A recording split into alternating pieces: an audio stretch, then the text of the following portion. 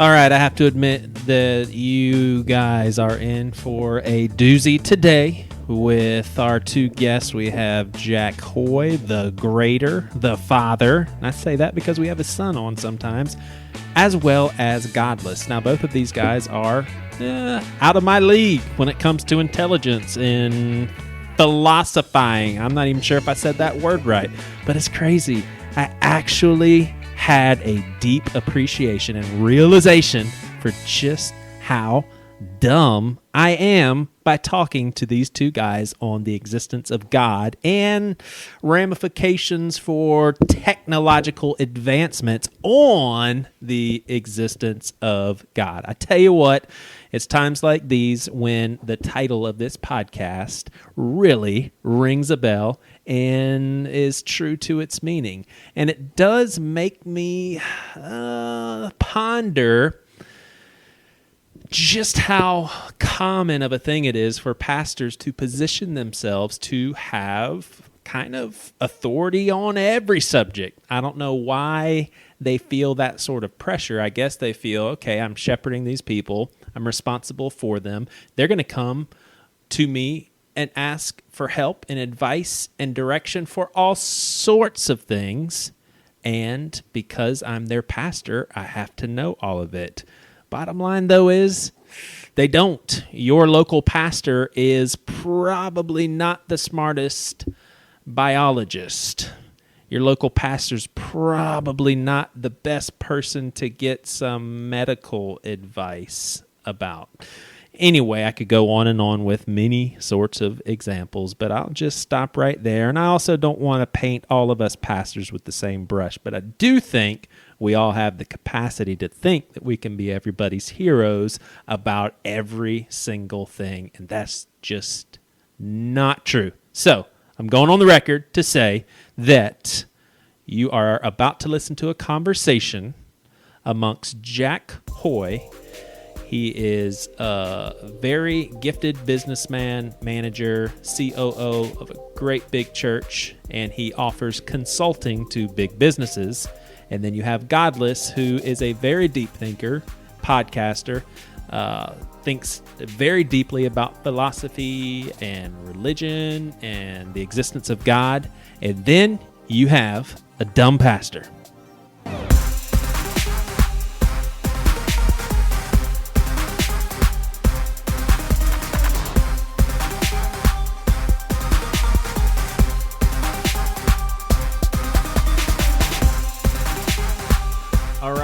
Well, welcome to the Pastor with No Answers, and we've got two familiar voices. One we haven't heard from in a while. Godless, how you doing, man? Good. Thanks so much for having me back. I appreciate it. Awesome. Yes, Godless from the Metal. Wait a second. I think you changed the name of your podcast, and I always mess it up. We're now the Metal Podcast with Chuck and Godless. Yeah. There you go. The Metal Podcast with Chuck and Godless, and we have Jack Hoey, the greater. And we say the greater because his son has labeled himself Jack the Lesser. So, I mean, that's just how it goes. If his son's Jack the Lesser, what's the father, you know? Yeah, well. That doesn't make you uncomfortable at all, does it, Jack? Well, today we're actually going to be talking about a subject that I've often thought about. And it kind of, for me, it goes something like this. Once humans are able to create other humans through cloning or creating artificial intelligence, stuff that I actually have very limited knowledge in, I've thought to myself, okay, wait a second, this is something that God would just have to step in and stop, you know, similar to Tower of Babel, whether you see it as a fictional story representing something else or actual history. God was like, okay, these people are becoming too advanced. I need to scramble things up a little bit. And I thought the same thing. I was just like, there's no way we can live in a world where we're creating robots and, you know, do those robots need salvation and all that sort of thing. But bottom line is, I mean, we're pretty much here.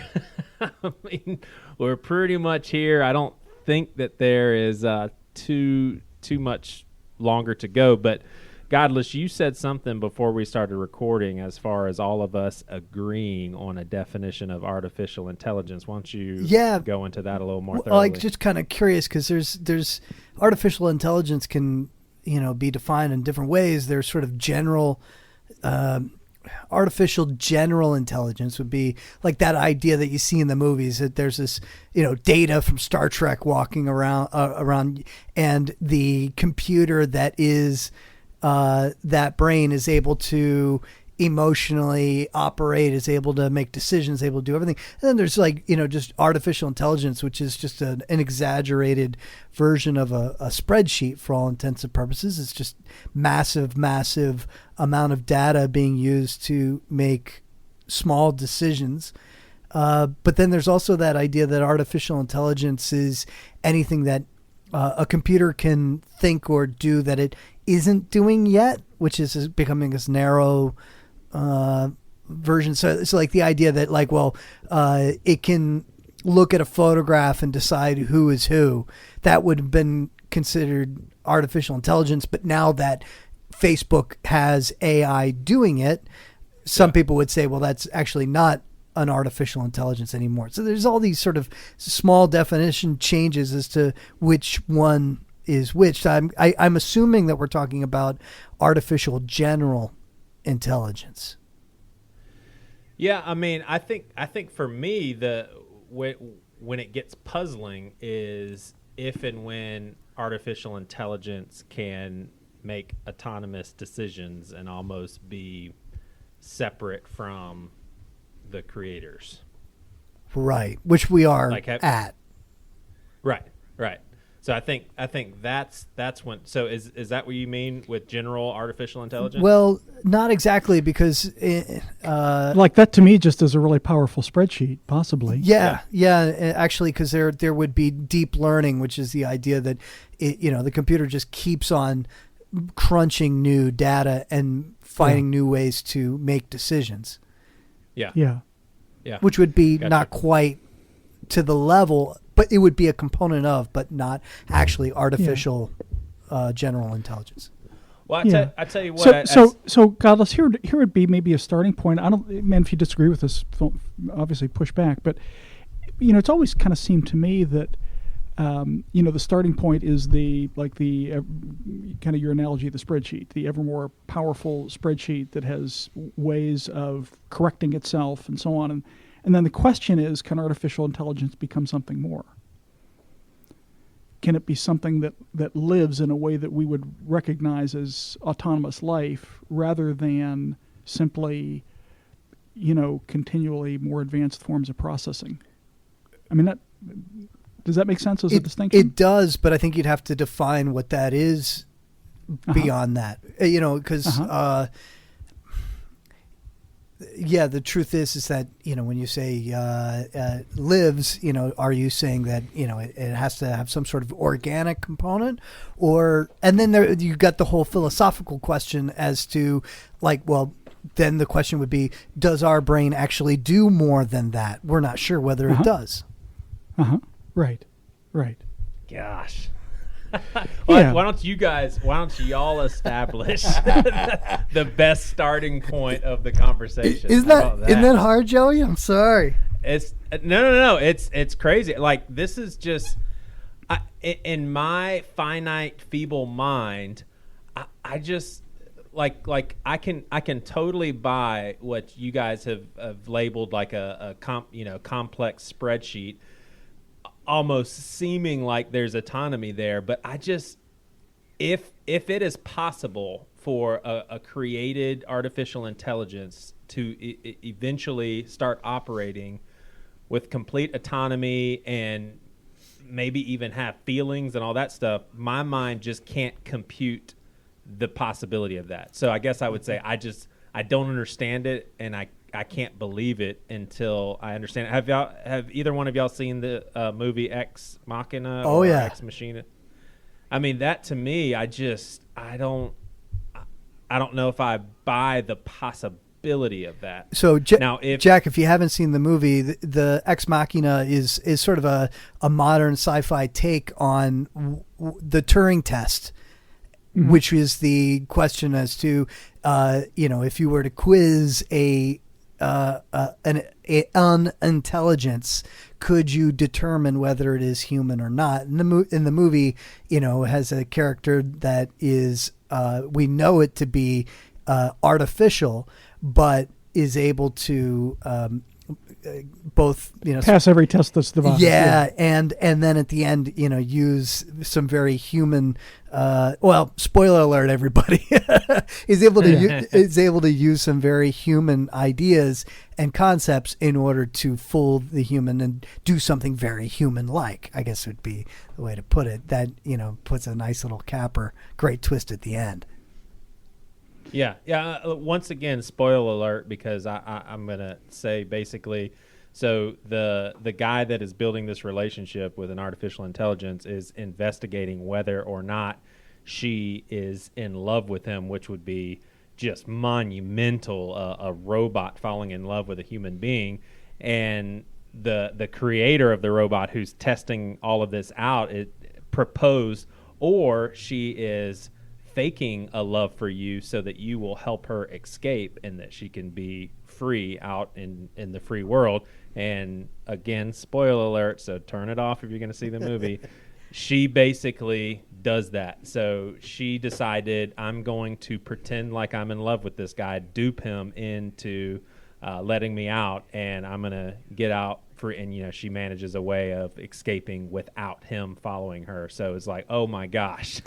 This is a created machine, and she had the advanced sort of thought. So, Jack, with that storyline, do you believe that's possible? Yes, without believing that becomes life. Gotcha. Again, I can envision a program that can do that. Is that called consciousness? I don't think so. Not consciousness. Well, again, I don't think it's life. Right. So, are we talking on the level of like a cat, or not even that, because it's machine? I think it's machine. Right. But based on what? Well, yeah. So based on what? That's a good question. I mean, is it the question of it's not organic? It's just a program that somebody, has developed and that maybe has the capacity to then continue to develop itself. Again, I don't see why you can't write a program that is capable of that. I think there were programs like that being written today. Well, here's a question. And, yeah. Let's say, for example, all right. So in my mobile phone, for example, I take lots of pictures, and I record some video. I take notes. So I've got this artificial memory that I have in my pocket. Now we are very, very close to the point where we'll be able to, it'll take steps to get to it. It might be 20, 30 years from now, but within this century, we'll be able to put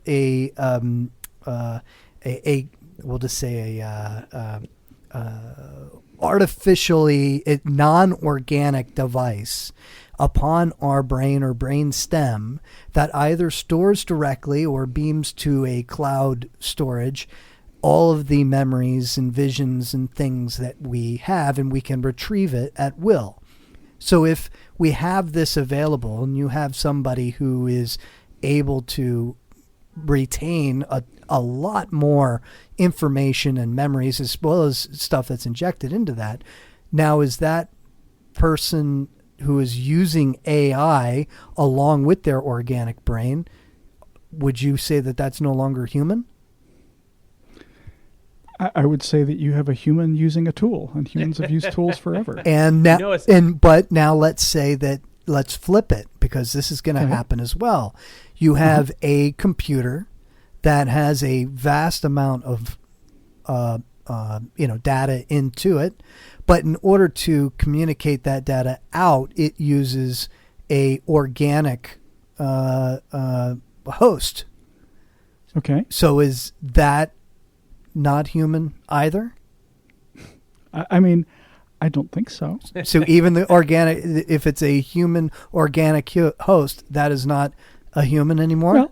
Well, I'm not saying, so when you say a human organic host, maybe I'm missing what you're trying to say. Well, what I'm trying to say is that perhaps they do not have the ability to think or retain memory, but this computer is able to think and do memory for them. So that it's somebody who has, for example, experienced a horrific injury and they're no longer able to use the brain for those functions. Are they no longer human? No, I would. I'm sorry. I thanks for clarifying that. No, I would say that they are. Yes. Based on what? Yeah. Okay. So here, this is maybe kind of a religious divide, but what I would say is that to me it comes down to, does a human being have a soul? I would say yes. What's a soul? I would have a hard time defining that, but I would just say that there is whether you define it as a spiritual essence or a spiritual capability that human beings have, it's that marks them as distinctively human. Now, I also think that there's a distinction between life and not life. I don't think that any processor becomes alive just because it can process. Now, Godless, I would also say my sense is that you're a lot more knowledgeable about the science than I am. So if we were trying to get into, if I create a robotic cat, at what point does it become a real cat? I'm sure you could go out of my depth pretty quickly there. But I'm not sure what you're after. But I think that there's something distinctive about human beings. But I would also say that a lot of that's informed by a belief that I couldn't demonstrate in a tangible way. So I've actually heard Science Mike say that how our brain has collected information through our learning process, through our experiences, through school, through our parents, and all of that is no different than how a computer collects information or is downloaded information, which is similar to what you're saying, I think, Godless. Like, is that functionality any different? Right. The fact that everything in my brain, everything that makes me Joey Svensson, has been downloaded into my brain to where if you took my brain and you could successfully hook it up somewhere else, it would have all of that data. But if I'm hearing Jack correctly, that still doesn't denote human from a standpoint of soul. Yeah. And there's something distinct there about being human and having a soul. Yes. Well, and again, I would still also make a distinction between not life and not life. And, to my knowledge, Godless, there have been many attempts to I'll say initiate life out of a non-living compound or a non-living thing. There's nothing that I know of that has actually successfully done that. Now, what we're talking about is approaching life from a totally different direction, creating. So in other words, equating life with certain capabilities that living things have. But to me, that doesn't comprehend all that a living thing is. I think that this is, what's going to be really exciting about the future is if you thought the abortion debate as to whether it's human yet or not, or whether it's, yes, that is nothing compared to when you're sitting in between two people and having a great conversation with both of them. And one of them was born from a human host, and one has, well, I should rephrase. You've got one who has many parts that were born from human host or hosts, and another that has many parts that were born from a human host or hosts. But both have lots of other parts that were provided to them from other artificial means. And let's say that both of them are 50-50 of both and having totally different parts. You're going to have a really hard time trying to decide, well, that person's human and that one's not. And that's going to be a huge question when it comes to voting, when it comes to religious issues in particular, which I think was one of the reasons why, coming on to Joey's show to talk about it was a good one. Because you're right, where people, with your idea of the cat, there is a point where a cat can be augmented so much. The heart is gone. You got the Dick Cheney heart in that cat. The brain has been augmented and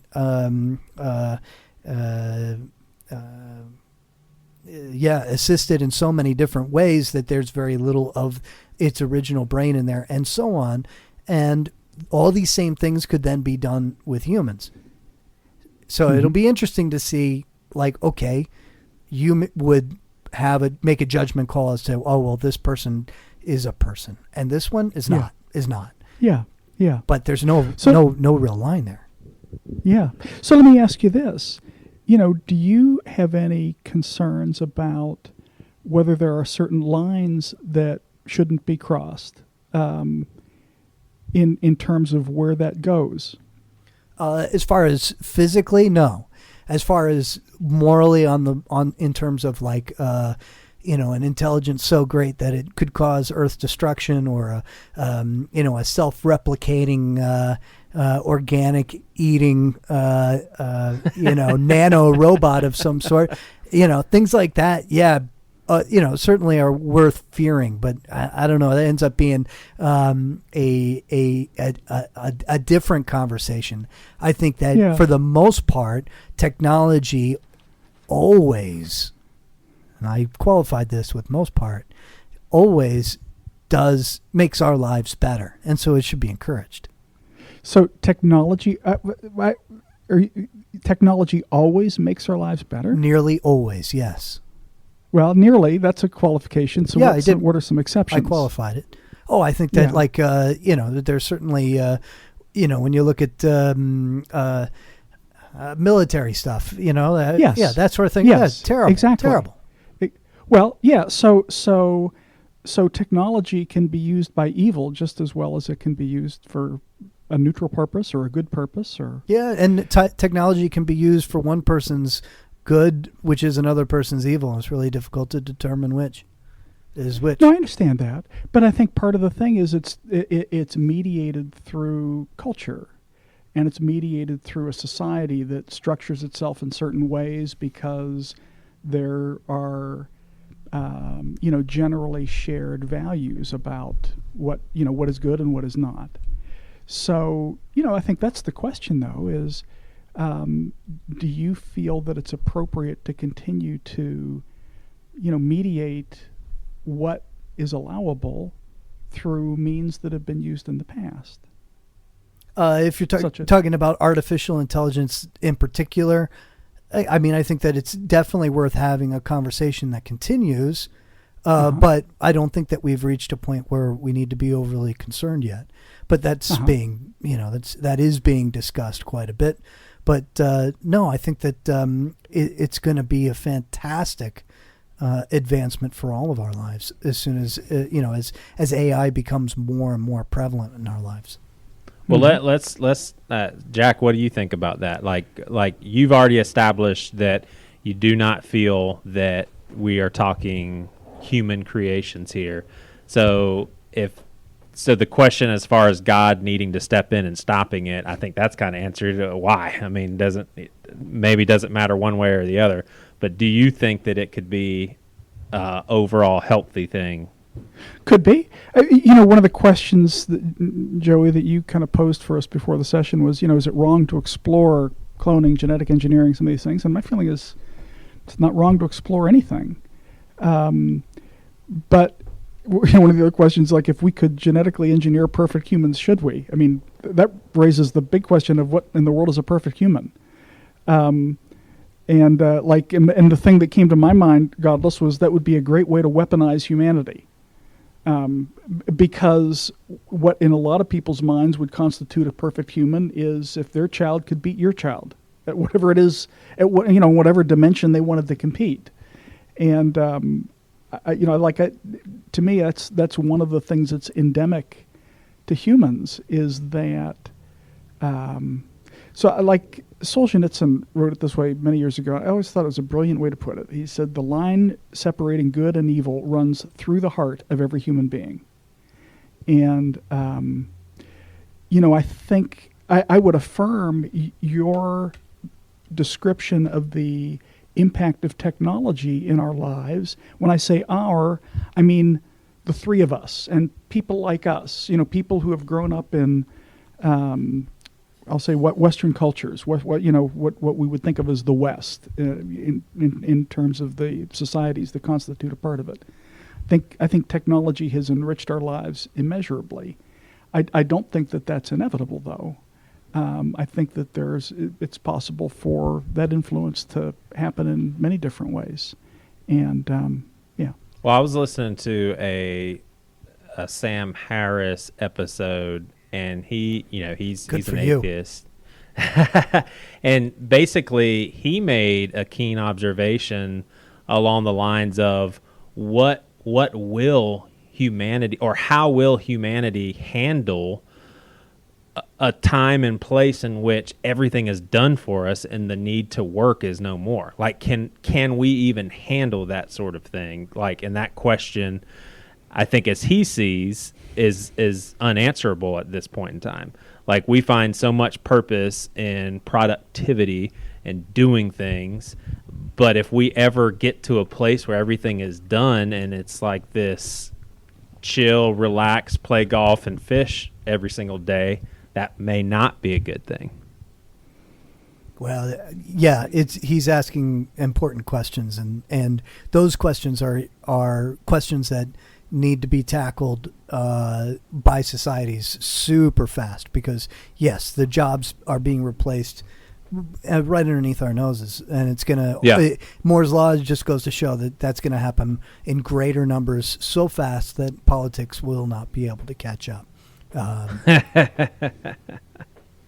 I mean, so you, Godless, when you think about all this, you don't have like this worry reaction. Like, this is of no concern to you.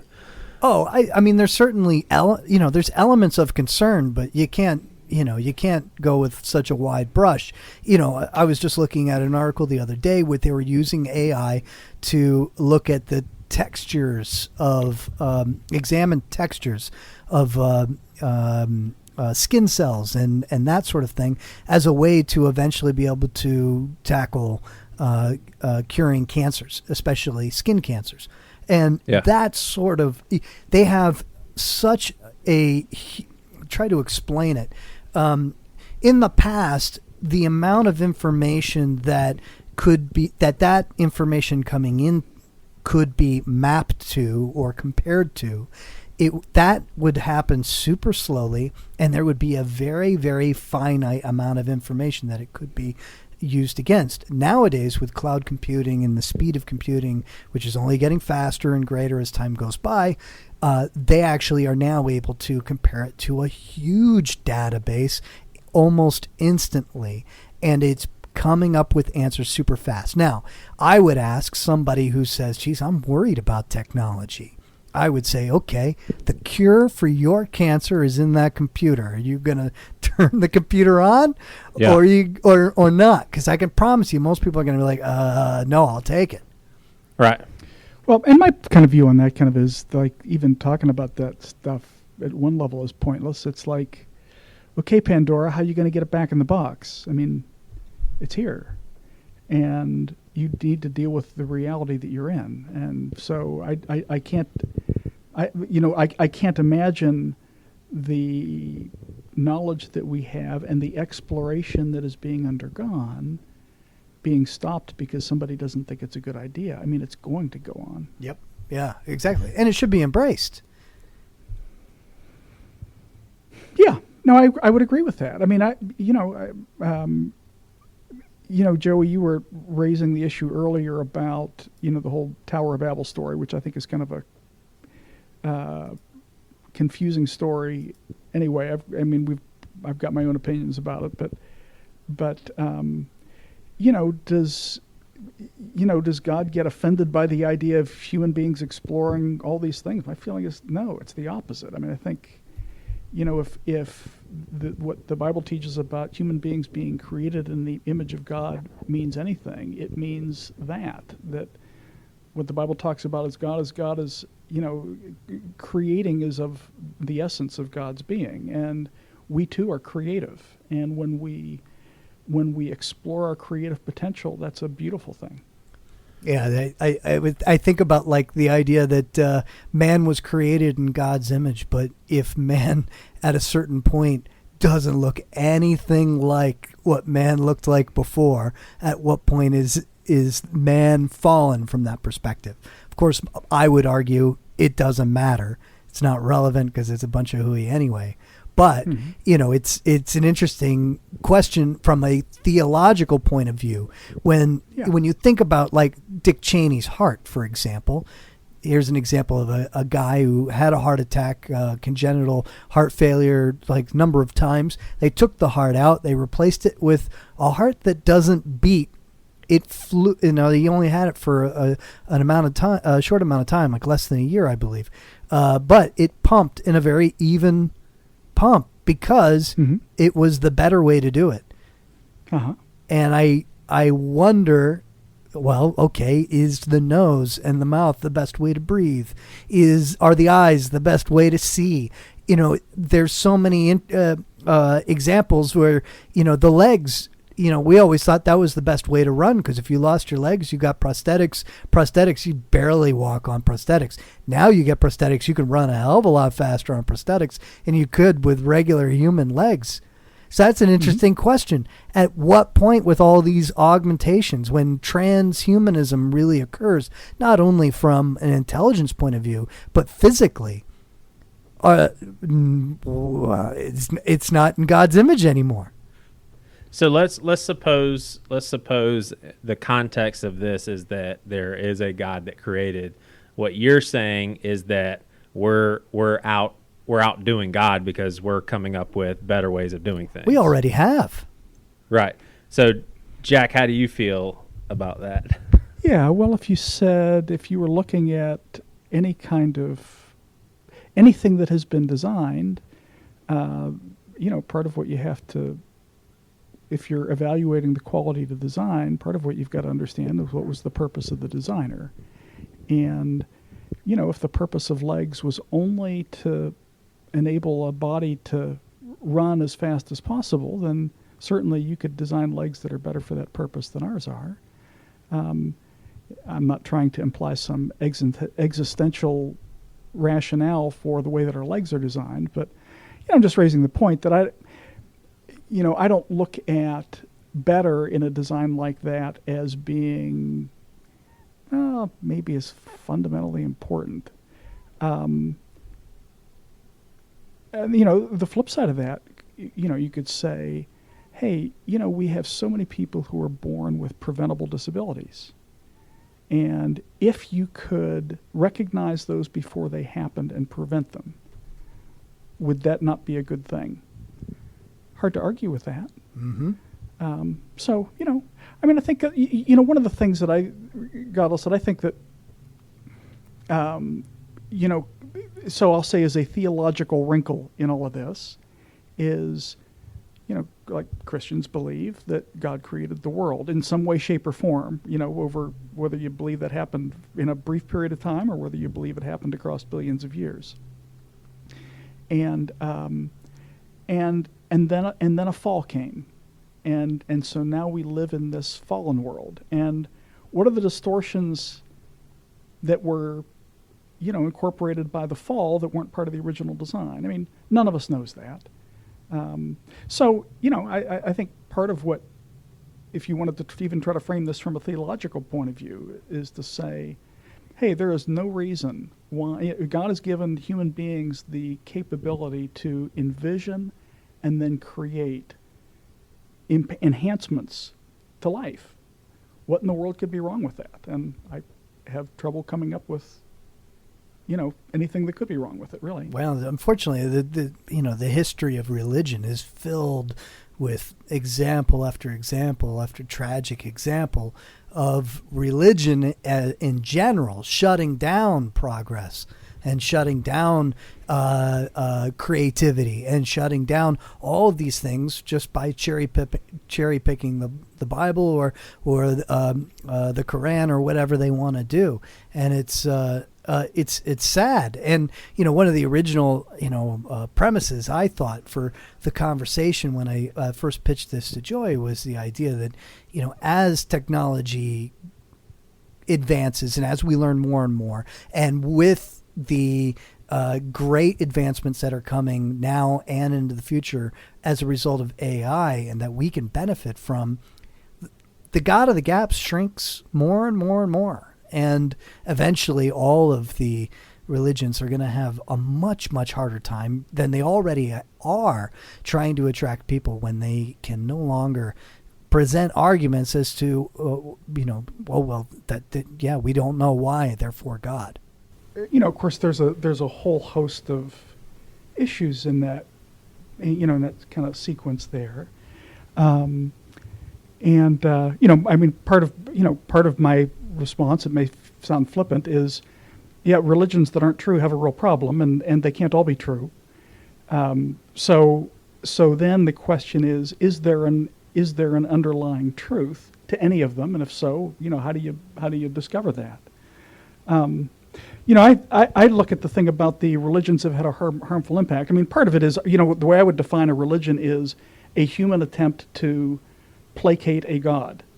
And so of course, religion starts with the person, with human beings, rather than with, whoever God may be, or if there is one,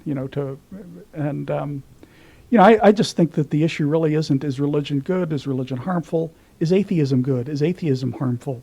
The question is, which one is true? Or what is true? And, it's the quest for that my feeling is, every honest searcher needs to be searching for that. As I think you are. And by the way, I'm not saying that and I'm coming from a superior position. I think, that's one of the things that's challenging about life is there is more to this than any of us can really comprehend. And I think, your view that, hey, we comprehend a lot more than we used to, and we can see in the future a point where the gaps in our comprehension have shrunk to the point that there's no space for a God to exist. That may be true.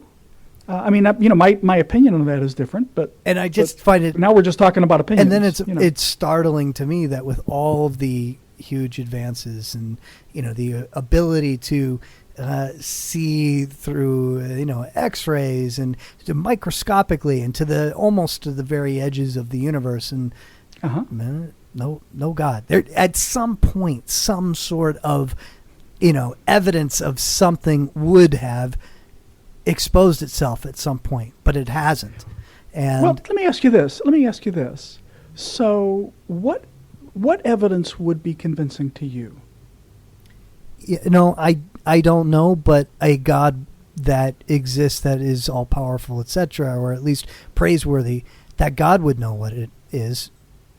Interesting. Well, let me say this. It seems like, Godless, you are basically saying that if God does exist, then we are outdoing him, and that seems kind of silly that God would mess up and make someone blind, and then we can create an eye and figure it out and that sort of thing. But couldn't you also say, if there's a God, there's a possibility that he's kind of shaking his head with a smile on his face, like maybe as a loving father saying, these guys, they think they're outdoing me. Like I created their brains that they're using to do all this stuff.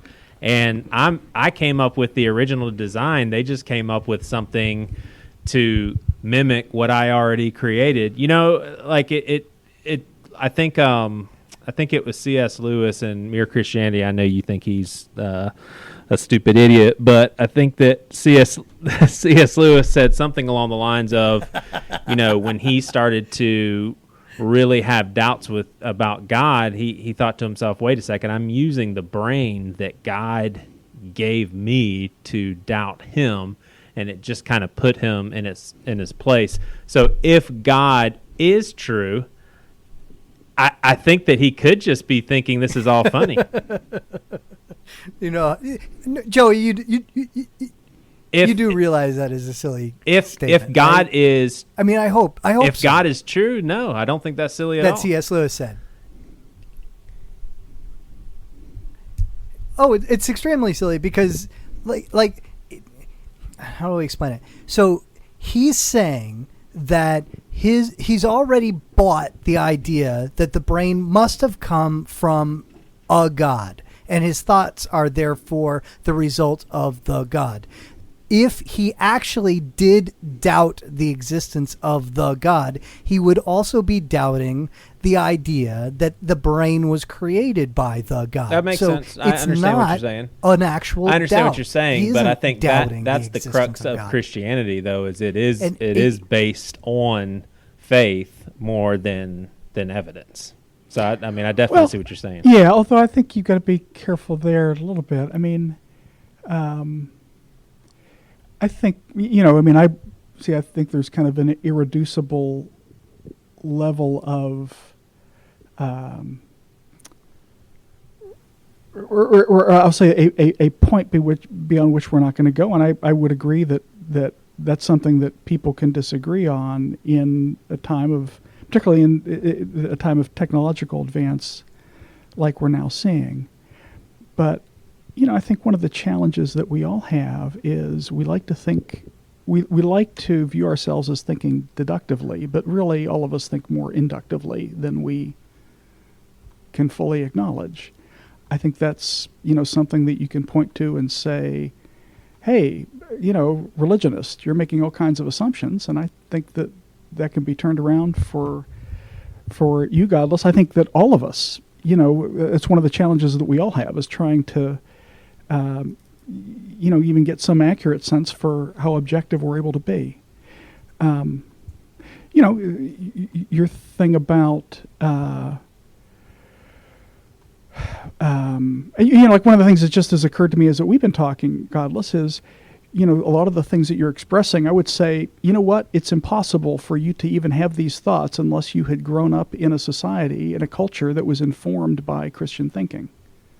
Because it's Christian thinking that has broken through the barriers. It's the idea of God created a universe that makes sense. And, God is a good God. God is not some malicious or arbitrary force in the universe, and that just needs to be blindly placated somehow. So anyway, I mean... Well,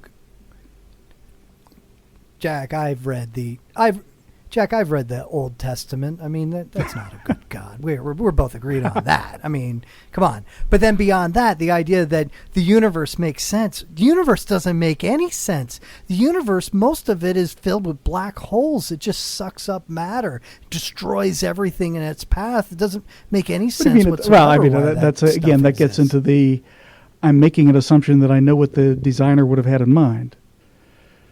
It doesn't make sense to you if you were the designer, but you're not the designer. You're arguing that there isn't a designer. I understand that, but I don't think it makes sense.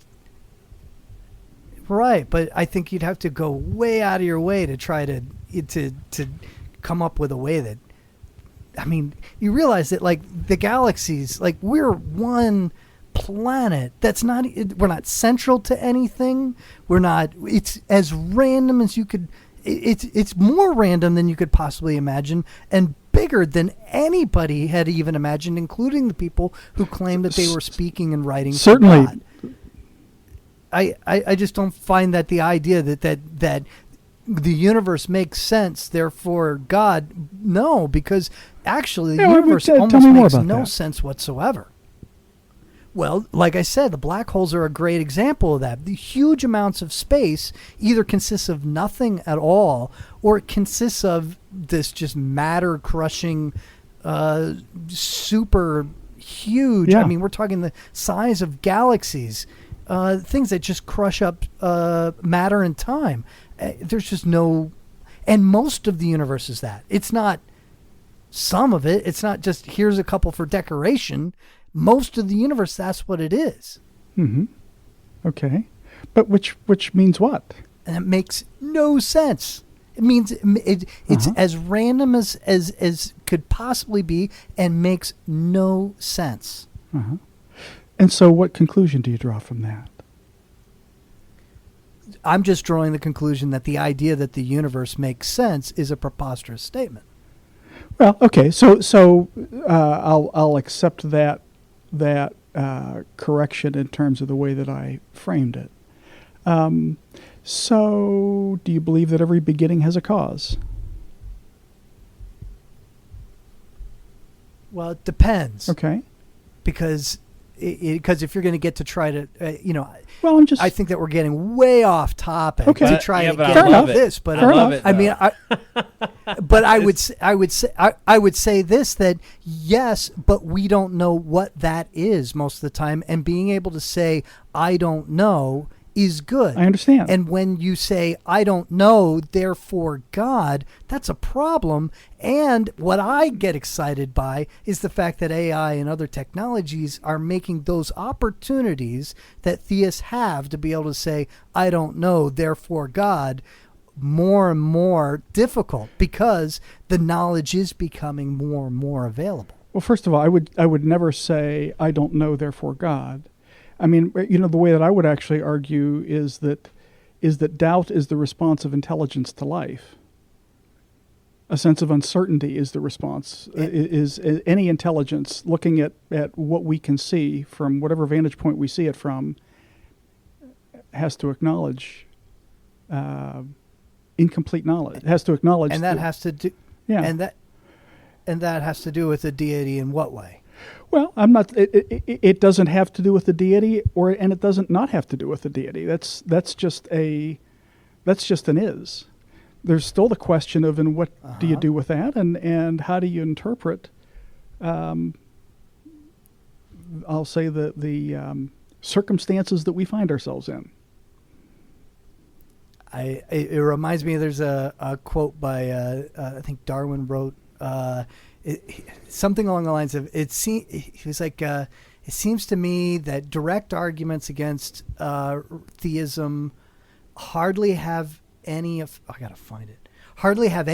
on the public, and that freedom of thought will best be promoted by that gradual enlightening of human understanding which follows the progress of science.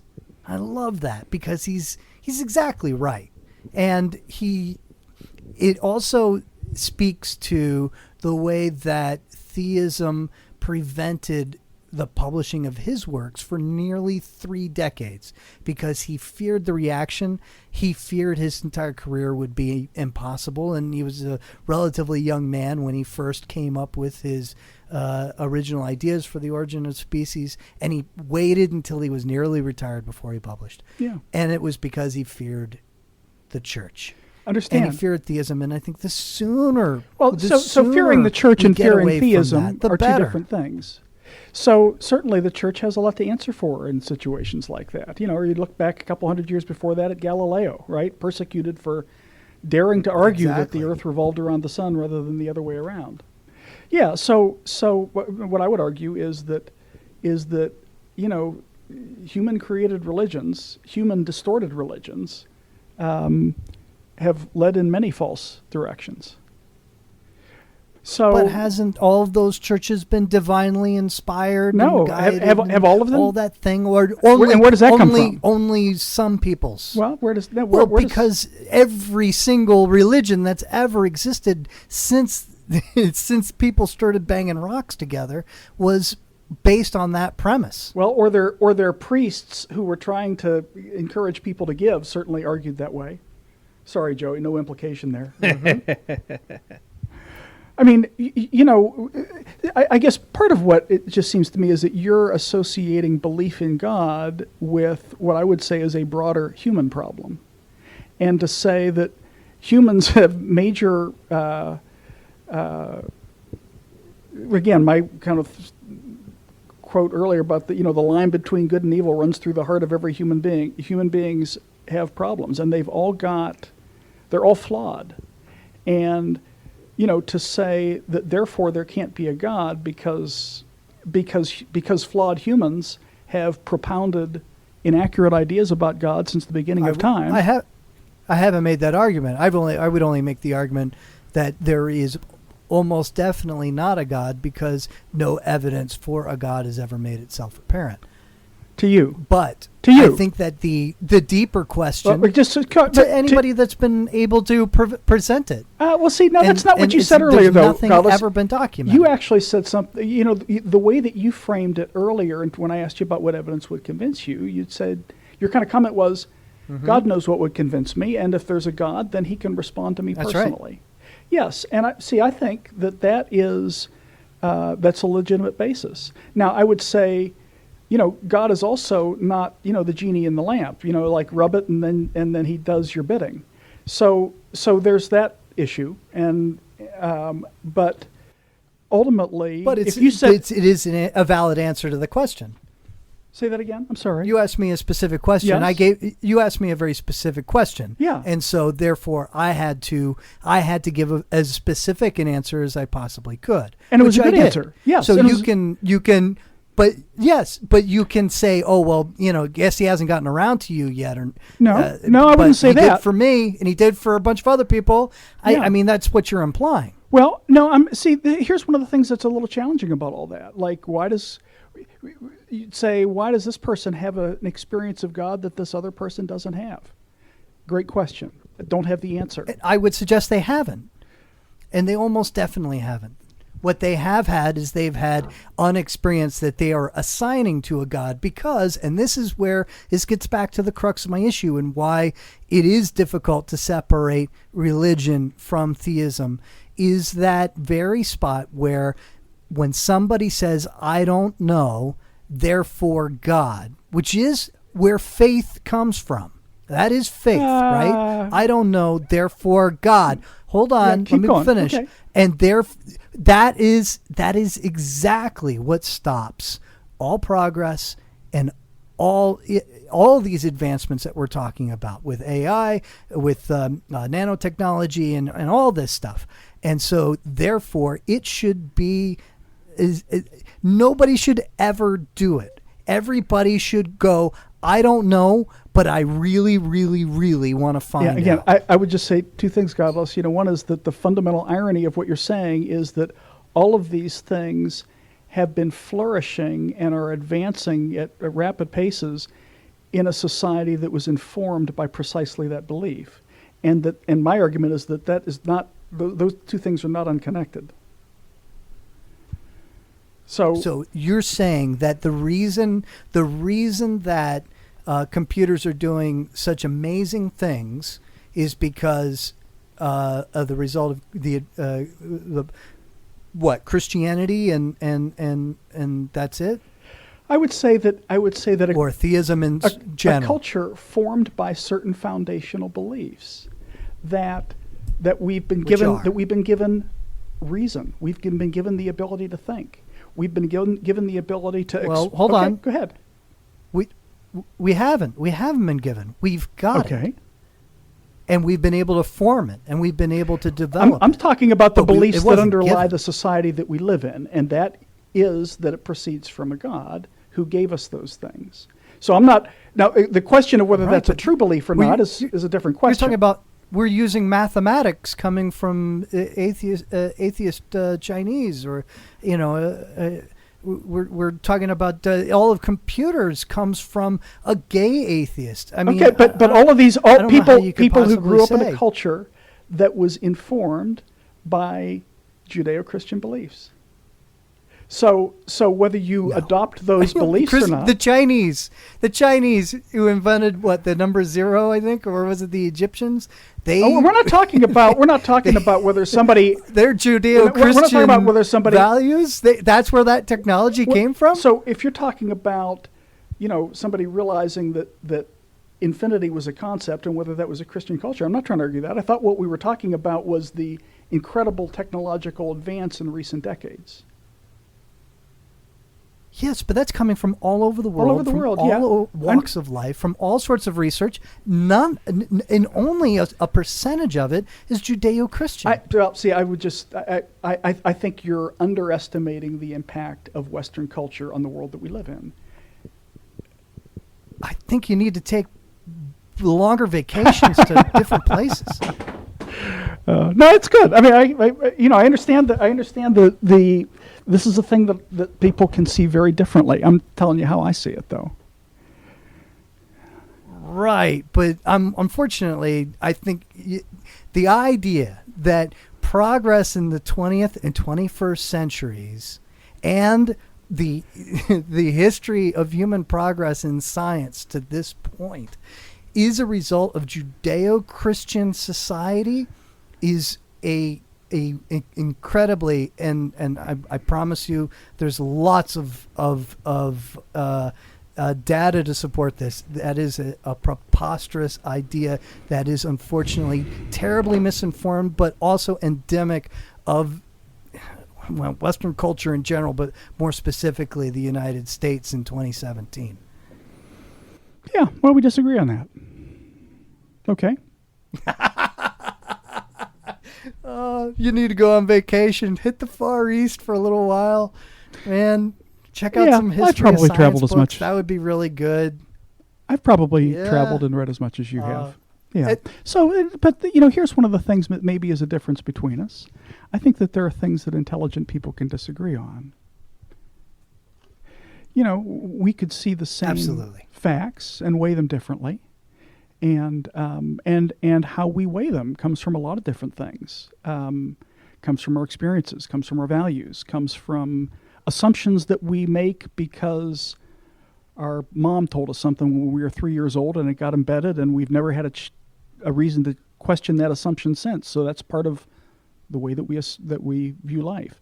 And your point about travel is actually a good one. I think one of the ways that you get a feel for what your culture has contributed to the way you think is to travel, because that causes you to realize, wait, this thing that I always took for granted that I just thought everybody did, actually just we do that.